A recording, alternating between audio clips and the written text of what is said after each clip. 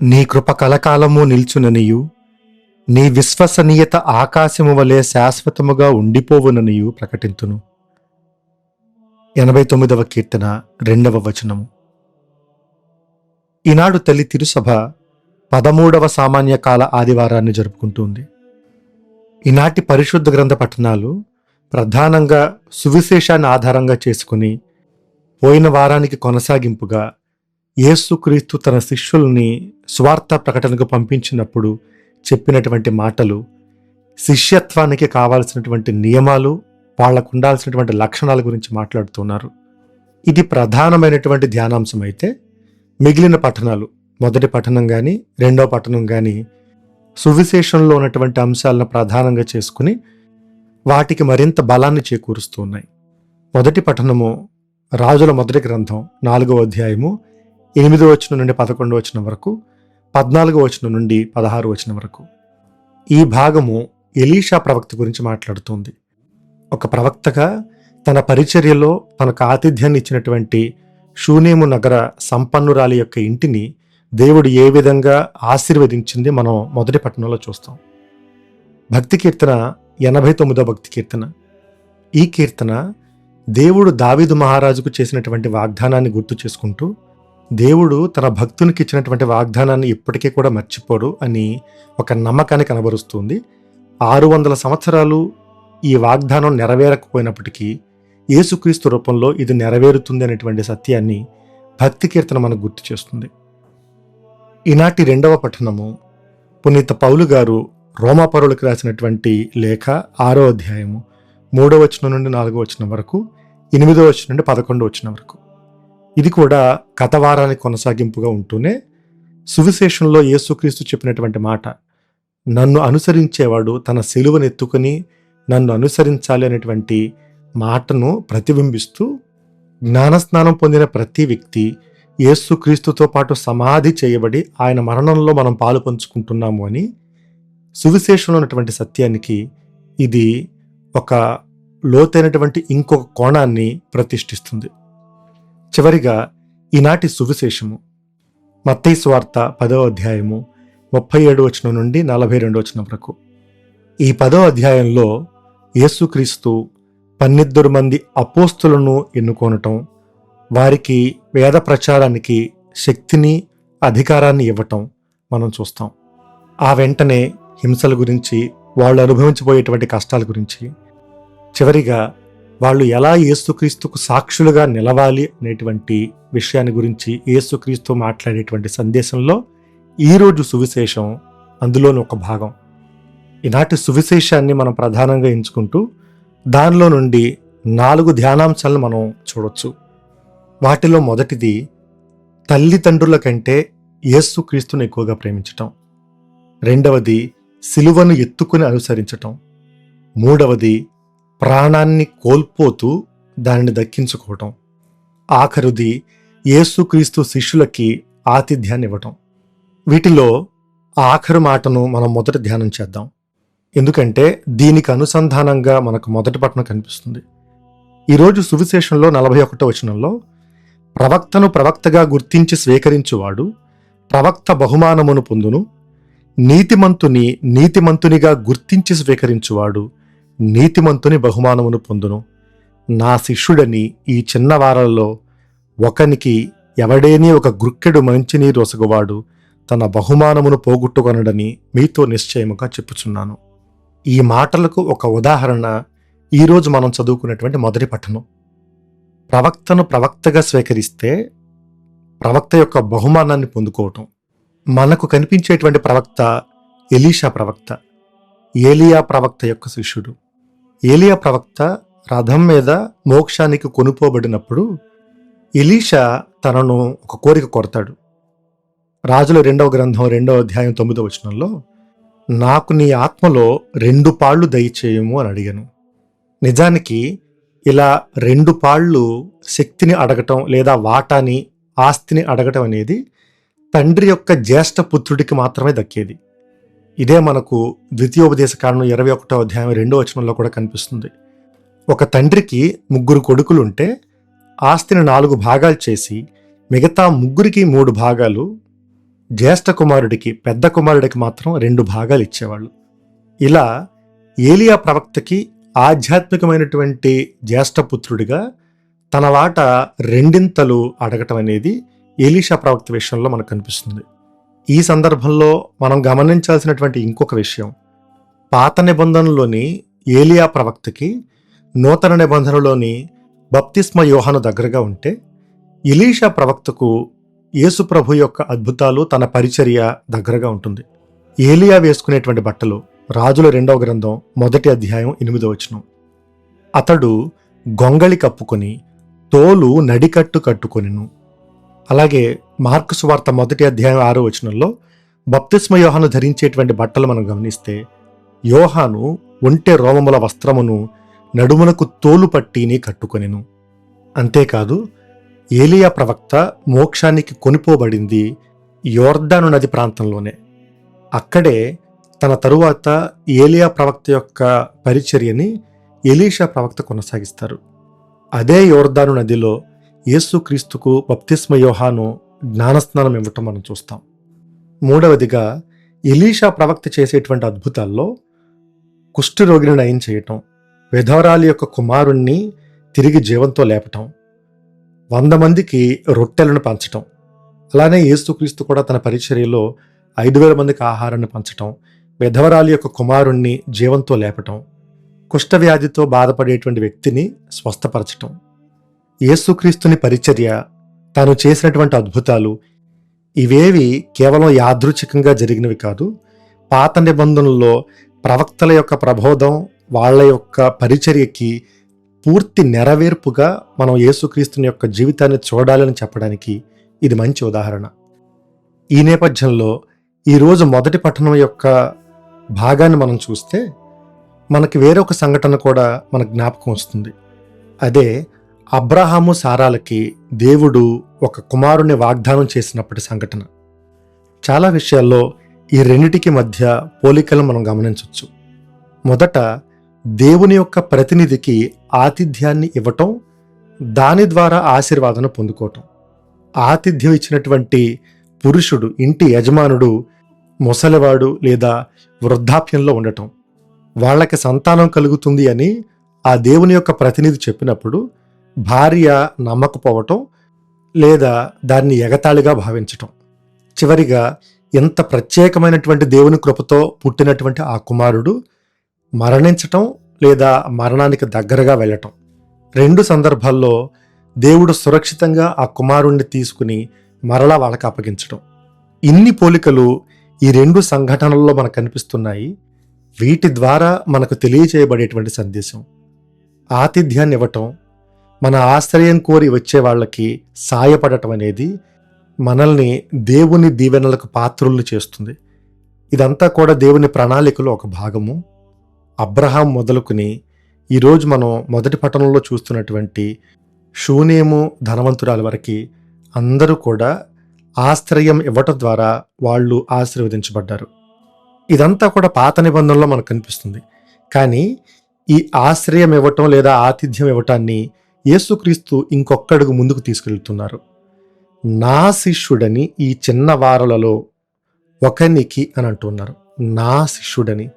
పాత నిబంధనలో ప్రవక్త అనేవాడు దేవుని యొక్క ప్రతినిధి. ఇక్కడ యేసుక్రీస్తు ఏమంటూ ఉన్నారంటే, నా ప్రతినిధి అంటే నేను దేవుని స్థానంలో ఉన్నాను, మిమ్మల్ని నేను నా శిష్యులుగా ప్రవక్తలుగా పంపిస్తూ ఉన్నాను. పాత నిబంధనలో తండ్రి ఎలా అయితే తన ప్రవక్తలను పంపించారో నేను కూడా ఆ స్థానంలో ఉండి మిమ్మల్ని పంపిస్తున్నాను. మీకు ఆతిథ్యం లభించినా, ఆశ్రయం లభించినా, ఎవరైనా మిమ్మల్ని ఆదుకున్నా అదంతా వ్యక్తులుగా మీకు దక్కేది కాదు, నా శిష్యులుగా, నా ప్రతినిధులుగా అని అంటూ ఉన్నారు. ఈ సందర్భంగా మనం జ్ఞాపకం ఉంచుకోవాల్సినటువంటి ఒక విషయం, మనకివ్వబడేటువంటి శక్తి, మనకివ్వబడేటువంటి దీవెనలు కేవలం మన వ్యక్తిగత లాభం కోసమో లబ్ధి కోసమో కాదు. అది మన గొప్పతనం కాదు, మనల్ని పంపించినటువంటి, మనకు ఆ బాధ్యతనిచ్చినటువంటి దేవుని యొక్క గొప్పతనం. ఉదాహరణకి ఒక అధికారికి, ప్రభుత్వ ఉద్యోగికి ప్రభుత్వం ఒక వాహనం ఇస్తుంది అని అంటే తాను ఆ ఉద్యోగం చేయడానికి ఆ ఉద్యోగం నిమిత్తం ప్రయాణం చేయడానికి ఆ వాహనాన్ని ఇచ్చింది తప్ప తన వ్యక్తిగత ప్రయోజనాల కోసం కాదు. అలానే దేవుని పరిచర్య చేసే వాళ్ళు ఎవరికైనా దేవుని యొక్క ప్రజలు ఏ సాయం చేసినా అది వాళ్ళ స్వలాభం కోసం కాదు, పరిచర్య నిమిత్తం మాత్రమైనటువంటి సత్యాన్ని, దేవుని సువార్తను ప్రకటించేవాళ్ళు, దేవుని సేవకులు, దేవుని యొక్క పరిచర్య చేసే వాళ్ళందరూ కూడా జ్ఞాపకం ఉంచుకోవాల్సినటువంటి విషయం. ఈనాటి రెండవ ధ్యానాంశం, తల్లిదండ్రుల కంటే, కుమారుడు కుమార్తె కంటే యేసుక్రీస్తును ఎక్కువగా ప్రేమించటం. మొట్టమొదట మనం తెలుసుకోవాల్సినటువంటి విషయం, యేసుక్రీస్తు తల్లిదండ్రులను గౌరవించవలసినటువంటి అవసరం లేదు అని చెప్పటం లేదు. ఎందుకంటే ఇదే మత్తయి సువార్తలో 5 అధ్యాయాల తర్వాత, మత్తయి సువార్త 15వ అధ్యాయం 4వ వచనం నుండి 9వ వచనం వరకు మనం చూస్తే తల్లిదండ్రులను గౌరవించు అనేటువంటి మాటల్ని యేసుక్రీస్తు సమర్థిస్తారు. దానికోసం పరిసయ్యులకు వ్యతిరేకంగా వాగ్వివాదానికి దిగుతారు. అలాగే మత్తయి సువార్త 19వ అధ్యాయము 17వ వచనం నుండి 19వ వచనం వరకు, బోధకుడా నేను నిత్యజీవం పొందాలంటే ఏం చెయ్యాలి అని ఒక యువకుడు యేసుక్రీస్తును సమీపించి అడిగినప్పుడు మొట్టమొదట యేసుక్రీస్తు చెప్పేటువంటి కొన్ని ఆజ్ఞల్లో నిత్యజీవం పొందడానికి పాటించాల్సినటువంటి ఒక ఆజ్ఞ, తల్లిదండ్రులను గౌరవింపుము అని. పాత నిబంధనలో 10 ఆజ్ఞలు దేవుడు ఇచ్చినప్పుడు మొదటి 3 ఆజ్ఞలు దేవుని గురించి మాట్లాడతాయి. ఆ తర్వాత 4వ ఆజ్ఞ నుండి మనుషులకు సంబంధించినటువంటి ఆజ్ఞలు ప్రారంభమవుతాయి. వాటిలో మొట్టమొదటిది తల్లిదండ్రులను గౌరవింపుము. లూకాసు వార్త 2వ అధ్యాయము 51వ వచనంలో యేసుక్రీస్తు 12 సంవత్సరాల ప్రాయంలో దేవాలయం నుండి తాను తిరిగి వెళ్ళిన తర్వాత మరలా ఆయనకి 30 సంవత్సరాలు వచ్చే వరకు ఏం జరిగిందో మనకు తెలియదు. మనకు తెలిసినటువంటి ఒక విషయం 51వ వచనంలో, అంతట యేసు వారితో నజరేతునకు తిరిగి వచ్చి తల్లిదండ్రులకు విధేయుడై ఉండెను. మరి యేసుక్రీస్తు తల్లిదండ్రులను గౌరవించమని, వాళ్లకు విధేయించమని చెబుతూ ఉన్నప్పుడు ఎందుకు ఈరోజు సువిశేషంలో తన తల్లిని గాని తండ్రిని గాని నాకంటే మిన్నగా ప్రేమించువాడు నాకు యోగ్యుడు కాడు అని ఎందుకు అంటూ ఉన్నారు? పాత నిబంధనలో ధర్మశాస్త్రాన్ని ఇచ్చినప్పుడు 10 ఆజ్ఞలు ఇశ్రాయేలీలకు యావే దేవుడు ఇచ్చినప్పుడు వాళ్ళకి చెప్పినటువంటి ఆజ్ఞ, మీరు తల్లిదండ్రులను గౌరవించండి అని.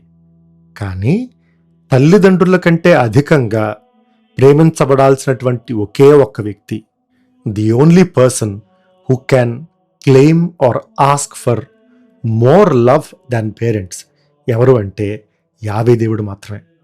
నిర్గమకాండం 32వ అధ్యాయం 27వ వచనంలో బంగారు దూడను ఆరాధించినటువంటి వాళ్ళందరినీ చంపేటువంటి సందర్భంలో మోషే ఇశ్రాయేలీయులతో ఇలా అంటాడు, మీ సోదరులను, చెలికానిని, ఇరుగు పొరుగు వారిని చంపివేయుడు.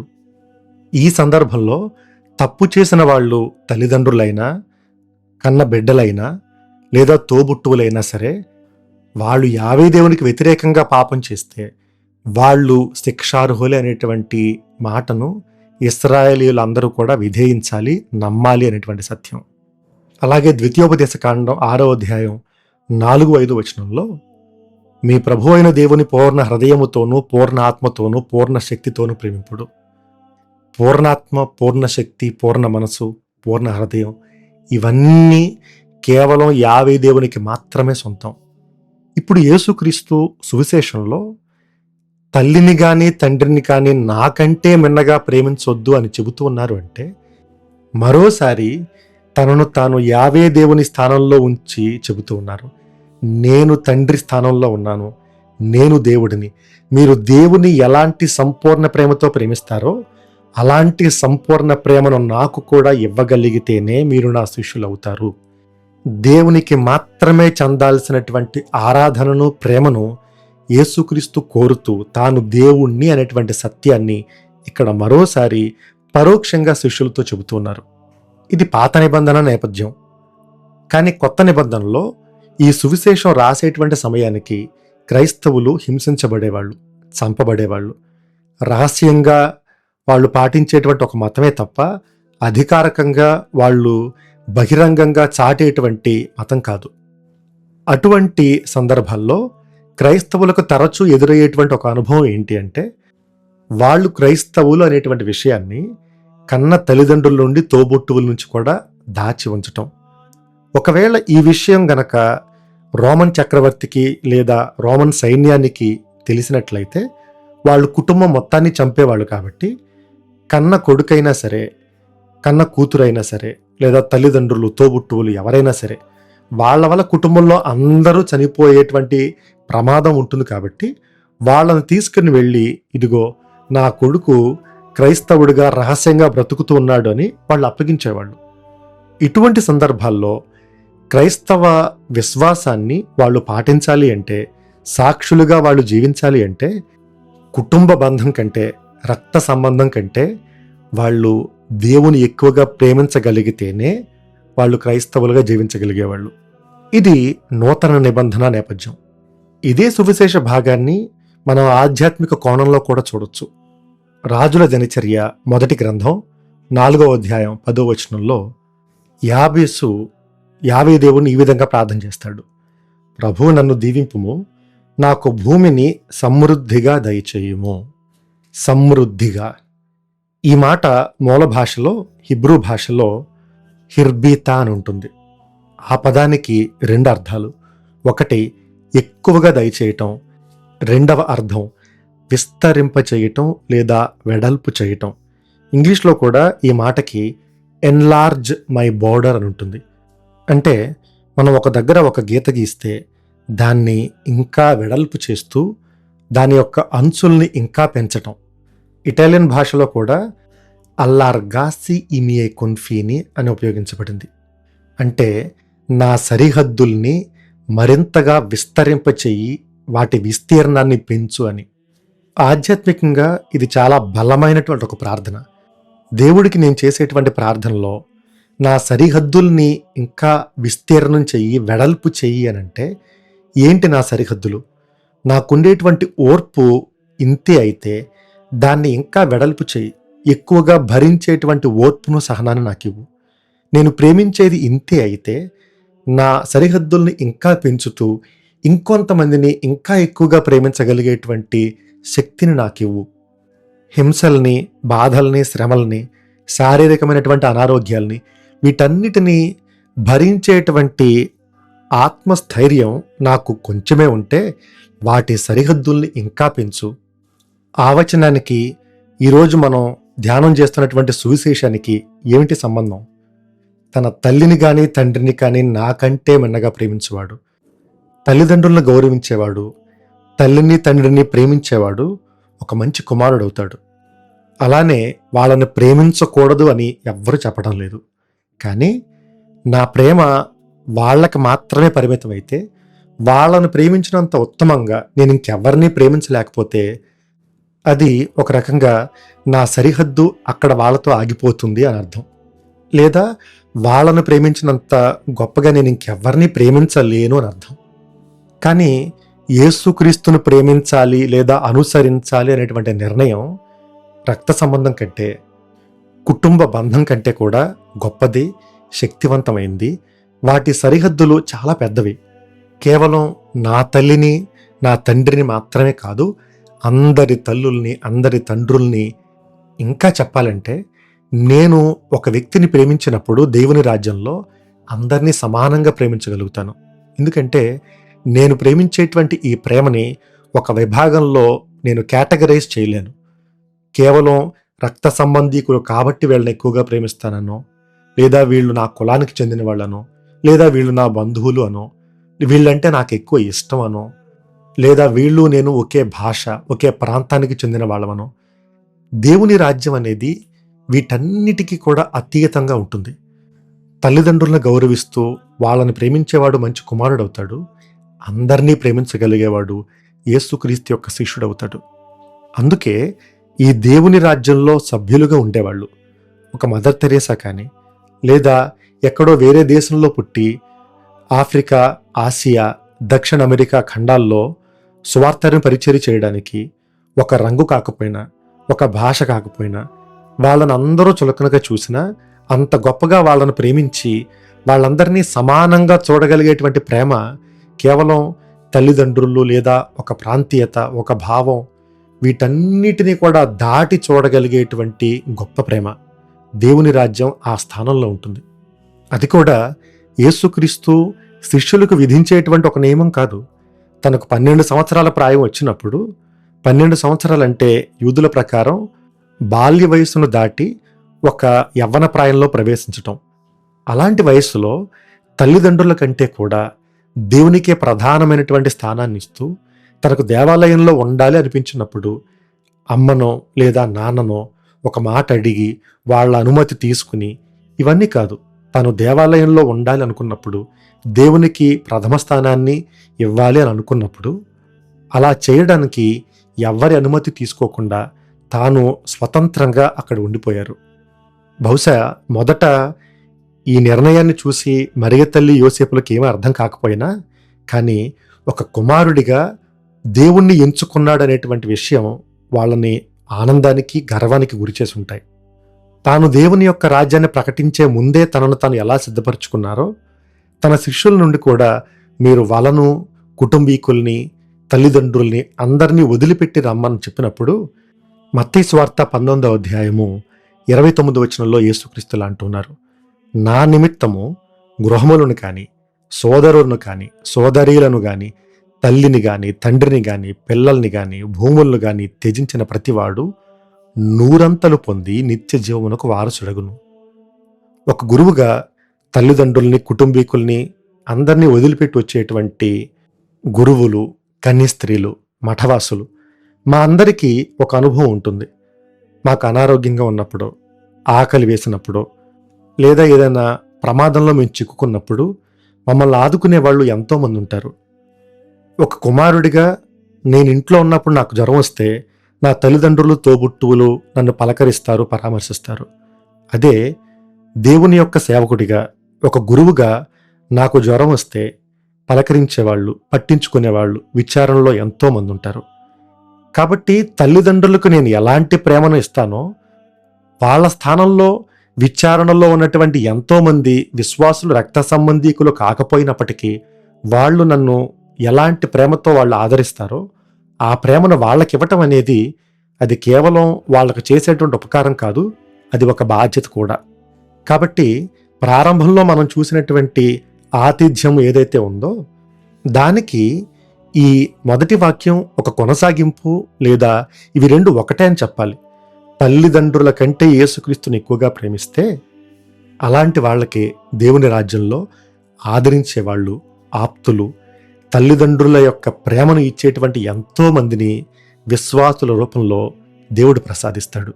అందుకే తల్లిదండ్రుల కంటే యేసుక్రీస్తుని ప్రేమించటం అంటే మన భూమి, మన ప్రేమ, మన ఓర్పు, మన పక్షపాతం, వీటన్నిటి యొక్క సరిహద్దుల్ని చెరిపివేయటం, వాటిని మరింతగా విస్తరింపచేయడం. ఇది కేవలం గురువులకు మాత్రమే సాధ్యం అనుకుంటే పొరపాటే. ఎందుకంటే వాళ్ళ వృత్తిని, జీవితాన్ని వేరు చేయలేనటువంటి ఎంతోమంది ఉన్నారు. ఉదాహరణకి ఒక సైనికుడు, తన వృత్తి, తన జీవితం రెండూ ఒకటే. ఒక వైద్యుడు లేదా వైద్యురాలు, డాక్టర్గా వాళ్ళు ఆపరేషన్ చేస్తూ ఉన్నప్పుడు వాళ్ళ దగ్గరికి కుటుంబీకులు వచ్చినా కూడా వాళ్ళందరూ కూడా తర్వాతే. ముందు వాళ్ళ బాధ్యత, ప్రాణాలను కాపాడే బాధ్యత ఏదైతే ఉందో, నయం చేసి ఆరోగ్యాన్ని ఇచ్చేటువంటి బాధ్యత ఏదైతే ఉందో, అది కుటుంబం కంటే కూడా గొప్పదిగా వాళ్ళు భావిస్తారు. ఈనాటి 3వ ధ్యానాంశము, సిలువను ఎత్తుకొని నన్ను అనుసరించిన వాడు నాకు యోగ్యుడు కాదు. ఈ మాట యేసుక్రీస్తు సిలువ వేయబడిన తర్వాత చెప్పడం లేదు. తాను పరిచర్య చేస్తూ ఉండగానే, సిలువ వేయబడడానికి ముందే యేసుక్రీస్తు ఈ మాటని ఒక ఉపమానంలా, ఒక వృత్తాంతంలా ఉపయోగించి ఉండొచ్చు. కానీ శిష్యులు అర్థం చేసుకోవటంలో వాళ్ళు విఫలమయ్యారు. ఎందుకంటే అప్పటికి సిలువ పరమార్థము, పరమరహస్యం పూర్తిగా వెల్లడి చేయబడలేదు కాబట్టి. ఈ మాటకు అర్థం యథాతథంగా సిలువను తీసుకుని వెంబడించటం అని కాదు. అప్పటి సామాజిక పరిస్థితుల ప్రకారం సిలువ అని అంటే అది అవమానానికి, ఖండించబడడానికి, జీవితాన్ని పణంగా పెట్టడానికి ఒక ఉదాహరణ. సిలువను ఎత్తుకుని నన్ను అనుసరించండి అంటే అవమానాలకి మీరు సిద్ధంగా ఉంటేనే, తృణీకరించబడడానికి, నిందించబడడానికి, హింసించబడడానికి, చంపబడడానికి వీటికి సిద్ధంగా ఉంటేనే మీరు నన్ను అనుసరించండి అని వాళ్ళు అనుభవించబోతున్నటువంటి హింసాకాండని యేసుక్రీస్తు ముందుగానే వాళ్లకు ప్రవచిస్తూ, వాళ్ళని వారిస్తూ, వాళ్ళని సిద్ధపరుస్తూ ఉన్నారు. నిందకు, అవమానానికి గుర్తుగా ఉండేటువంటి సిలువని క్రైస్తవ మతానికి ఒక గుర్తుగా, ఇది ఒక జెండాగా యేసుక్రీస్తును సిలువ మీద చిత్రీకరించడానికి 400 సంవత్సరాలు పట్టింది. అప్పటి వరకు పూర్తి అంగీకారం కానీ, దాన్ని బాహాటంగా ఇది మా క్రీస్తు, ఇది మా దేవుడు అని బహిరంగంగా చెప్పడానికి ఒకంత సిగ్గుపడేవాళ్ళు. 400 సంవత్సరాల తర్వాత మాత్రమే మొట్టమొదటిసారి యేసుక్రీస్తును సిలువ మీద ఒక ఆకారం రూపంలో చిత్రీకరించారు. ఒక క్రైస్తవుడిగా, యేసుక్రీస్తుని యొక్క శిష్యునిగా లేదా శిష్యురాలిగా మన విశ్వాసం కోసం ఎలాంటి పరిస్థితులైనా, ఆఖరికి కుటుంబాన్నైనా మనం ఎదిరించగలిగినప్పుడే, వాటిని జయించగలిగినప్పుడే మనం క్రీస్తుని యొక్క శిష్యులుగా ఉండగలం. చివరిగా 4వ ధ్యానాంశము, ప్రాణమును అర్పించటం ద్వారా ప్రాణమును దక్కించుకోవడం. యేసుక్రీస్తుని యొక్క బోధనల్లో ఆధ్యాత్మిక వైరుధ్యం ఉండేటువంటి బోధనలు చాలా ఉన్నాయి. మీలో మొదటివాడు కడపడివాడు కావడం, మీలో నాయకుడుగా ఉండదలిచిన వాడు సేవకుడుగా ఉండాలి అని. అటువంటి బోధనల్లో ఒకటి ఈ వచనం. ప్రాణాన్ని ధారపోయటం లేదా కోల్పోవడం ద్వారా దాన్ని దక్కించుకోవటం. కోల్పోవటం అంటే కేవలం ప్రాణత్యాగం మాత్రమే కాదు, చిన్న చిన్న అవమానాల రూపంలో దాన్ని పణంగా పెట్టగలగటం. అంటే సిలువను ఎత్తుకోవడానికి, ప్రాణాన్ని అర్పించడానికి రెండిటికి పెద్ద వ్యత్యాసం లేదు. కానీ దాని తరువాత దానిని దక్కించుకొనును అని మనం చూస్తాం. ఇక్కడ దక్కించుకొను అనేటువంటి మాటకి లేదా కనుగొనును అనేటువంటి ఒక అర్థంలో మూల భాషలో ఇక్కడ ఉపయోగించబడినటువంటి మాట ఎవరిస్కో. ఆర్కిమెడెస్ అనే శాస్త్రవేత్త గురించి కథ చెప్పేటప్పుడు తాను ఒక సూత్రాన్ని స్నానం చేసేటప్పుడు కనుగొంటూ యురేకా అని అరవటం. ఈ కథ మనం వినే ఉంటాం. యురేకా అనేటువంటి మాట ఈ ఎవరిస్కో అనేటువంటి గ్రీకు పదం నుండి వస్తుంది. గ్రీకు భాషలో వెతకడానికి ఇంకొక పదం జేటెయో. ఈ రెండిటికి ఉన్నటువంటి ఒక వ్యత్యాసం ఏంటి అంటే, జేటెయో అంటే ఒకదాని కోసం పదే పదే వెతకటం, ఎవరిస్కో అంటే కనుగొనటం. ఇక్కడ ఒక గొప్ప విషయం ఏంటి అంటే, అది మనం కనుగొనేది కాదు, అది దొరికేది లేదా అది లభించేది. అంటే అది ఒక బహుమానం లాంటిది. మనం పదే పదే వెతికితే మనం రాబట్టుకునేదో, మనం దక్కించుకునేదో కాదు, దానంతట అదే మనల్ని వెతుక్కుంటూ వచ్చేటువంటి ఒక సమాధానంలా మన జీవితాన్ని పూర్తిగా, మనం చూసేటువంటి దృక్పథాన్ని, కోణాన్ని, మనం ఆలోచించే విధానాన్ని పూర్తిగా మార్చేటువంటి శక్తి కలిగిన ఒక సమాధానం లేదా ఒక పరిష్కారం అని మనం దీన్ని అన్వయించవచ్చు. ఇది మనం వెతికేటువంటి జీవితం కాదు, మనకు హఠాత్తుగా దొరికేటువంటి ఒక నిధి లాంటిది. ఇక్కడ యేసుక్రీస్తు ప్రాణాన్ని దక్కించుకొనును అని అంటూ ఉన్నారు. దక్కించుకోవటం అంటే దాని అర్థాన్ని తెలుసుకోవటం, దాన్ని కనుగొనటం, ఒక పరిష్కారాన్ని మనం కనుగొనటం. ఈనాటి వాక్య ధ్యానాంశాలని మన జీవితానికి అన్వయించుకుంటూ, మన జీవితంలో అన్నిటికంటే, అందరికంటే ప్రప్రథమమైనటువంటి స్థానాన్ని మనం దేవునికి ఇవ్వలేకపోతే అది విగ్రహారాధనతో సమానం. దేవునికి మనం ఇచ్చేటువంటి ప్రేమ అన్ని పరిమితుల్ని, అన్ని బంధాలని, అన్ని బాంధవ్యాలని, వీటన్నిటినీ దాటి వెళ్ళగలిగేటువంటి ప్రేమ అయి ఉంటేనే మనం యేసుక్రీస్తును అనుసరించగలం. అటువంటి ప్రేమను, అటువంటి అనుసరణను, అటువంటి శిష్యత్వాన్ని మనందరం దేవుని కృపతో పొందుకోవాలని ప్రత్యేకంగా ఈరోజు ప్రార్థన చేద్దాం. సర్వశక్తిగల సర్వేశ్వరుడు పిత, పుత్ర, పవిత్రాత్మ మనలను ఆశీర్వదించి కాపాడునుగాక. ఆమెన్.